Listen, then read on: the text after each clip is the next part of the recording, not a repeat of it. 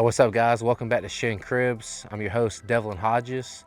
We're here in Northeast Arkansas at Mr. Don Farmer's camp. Used to be Claybird Outfitters. Now it's just a bunch of boys that hunt all over the state. So let's go inside and check it out.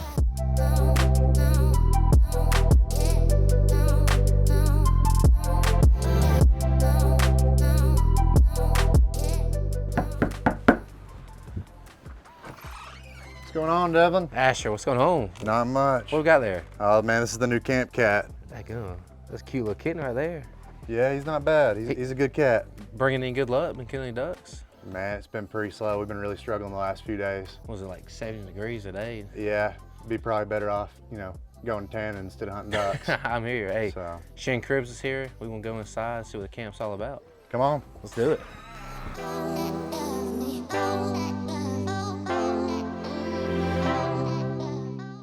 What's up, Big Don? What's going on, Ash? What you got cooking? Man, cutting up some steaks for supper tonight. Oh man, those look good. I got the guys here with Chêne Cribs. You want to show them around your camp? You bet. Devlin, you want to take over this, cutting the rest of these up? Yeah, I got you. Help out a little bit. Welcome to the dining room.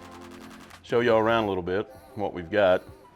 Been collecting for 30 years, I guess, of stuff. First thing, we have our cabinet here. It's got a few old wood decoys and stuff in it, a lot of DU decanters and Jim Beam decanters, things like that.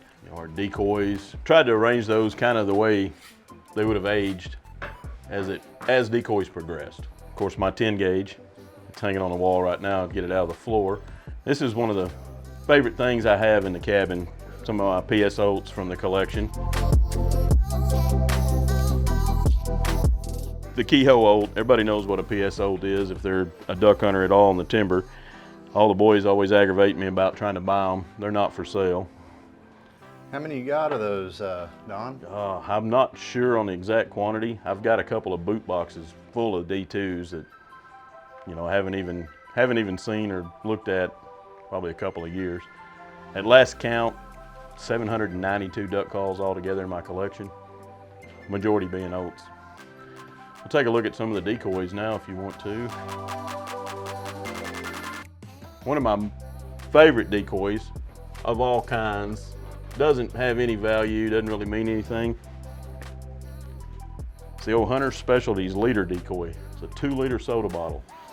You bought the kits that came with the frame and stuff. You had to drink the soda and supply the bottle.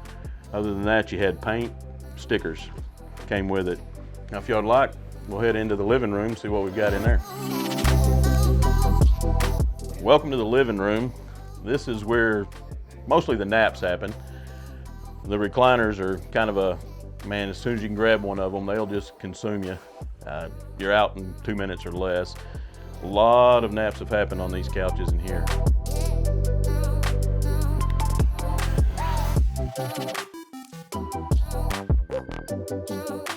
Over in this corner, we've got the old Johnson motors and stuff. I'm kind of into the old boat motors and things too as well. Try to kind of group our things together. Outboard motor, oil cans, metal cans from years past. The old Carry Light folding goose decoys used years ago.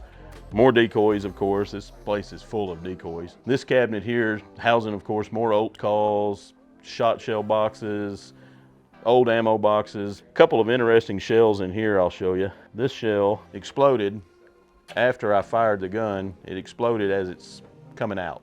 I was unharmed, but at the same time, scared pretty good. Over here, more outboard motors, of course. The old Evinrude, called them suitcase motors. It came apart down here, folded up, and actually sat down in a plastic case that was very similar to, looked like a hard suitcase. So they called them suitcase motors from somewhere in the 60s, I'm sure, is when these were. And Sea King and old Scott Atwater Bale-O-Matic over there. Didn't see very many of those motors at all. My mallard statue, it's a metal art piece. My wife actually gave me that for my birthday this past year, and I'm quite proud of that one. It just added to the rest of the decor, what we have kind of going on here. Everything from old to modern. On this side of the room, again, another coyote mount. We call this one Brad. He's a little different. We think he's mixed maybe with a corgi. Ears get cold, so Try to keep those warm for him. The top shelf, though, really means a lot to me, of course.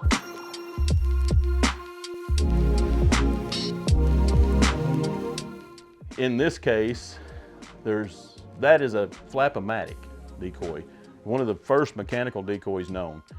The metal wings actually flap as the decoy rises in the water. It's weighted underneath the decoy, and as the waves pick it up and down, the decoy wings actually flap. So one of the first mechanical decoys out there. The shot case that we have here came off of an old counter from an old hardware store.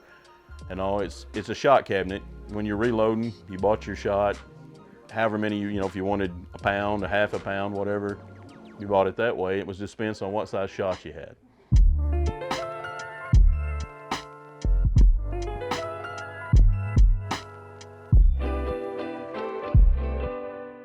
This is kind of where our signs have landed. We've collected along the way. Old first aid kit.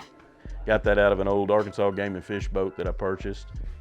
And then back here is our second kitchen. And generally this one's reserved for our guests that are coming to hunt with us, stuff like that. And if they're not part of a guided group that we would have had in the past, that kind of thing, this is a second kitchen that was able to be used for that. Then down this way is where, a second bathroom, of course, our bedrooms. We have four different bedrooms back here in the back.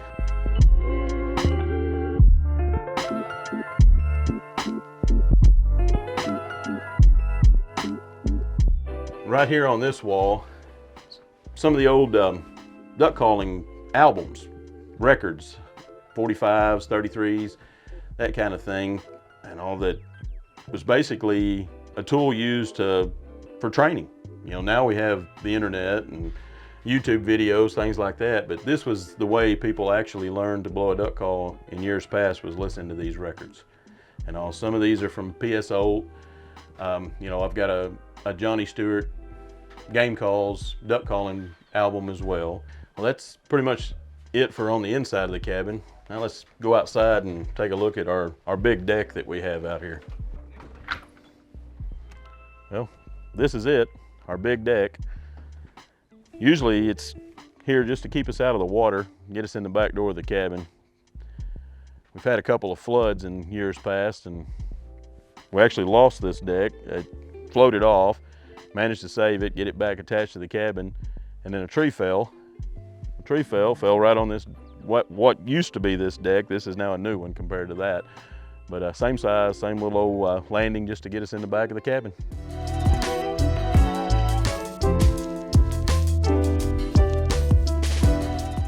All right, so here we have a 653 Havoc DBST with a Boss drive, 37 horse mud motor. This rig belongs to Clay Farmer, who I guess he's too good to hunt with this anymore, so it's kind of became the camper rig, or the community rig we call it. And it works out pretty well because we can use and abuse it, without any repercussions. And yeah.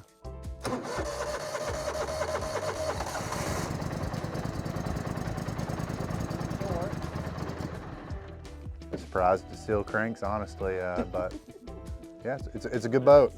All right, so here we have my personal rig. It's a 1553 Edge Diamondback. It's got a 3-cylinder 2-stroke 40 Yamaha with a kick jet plate, which is nice for running shallow.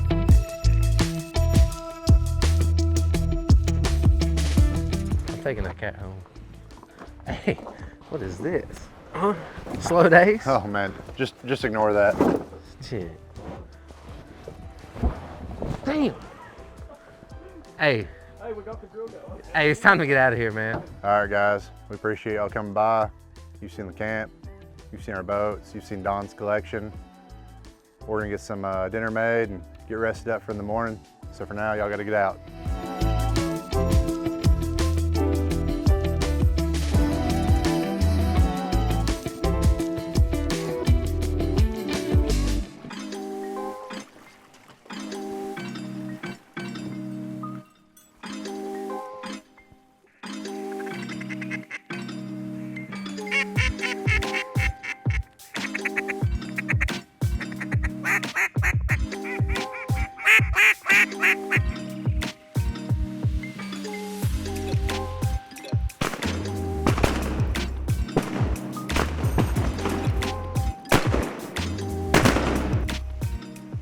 Nice. So, obviously we're here at, used to be Claybird Outfitters. Now I'm just gonna call it Claybird Duck Camp. I guess, how long have you been hunting public land?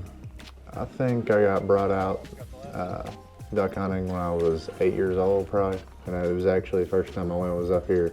My cousin's past husband and my brother, they used to take me out here, and the shot call sometimes would be them lighting the ducks in the water and me shooting a single shot into the group, and then they'd start shooting. There you go. So it's pretty cool stuff. What do you like about public land? What's some positives or negatives? Well, there's many positives, but a lot of negatives too in the welfare woods.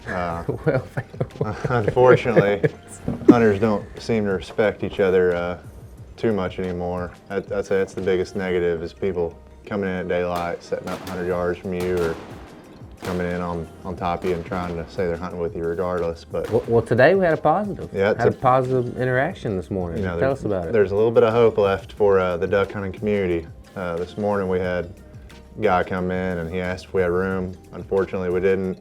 And instead of arguing or saying that he was gonna hunt there regardless, he wished us luck and went on his way.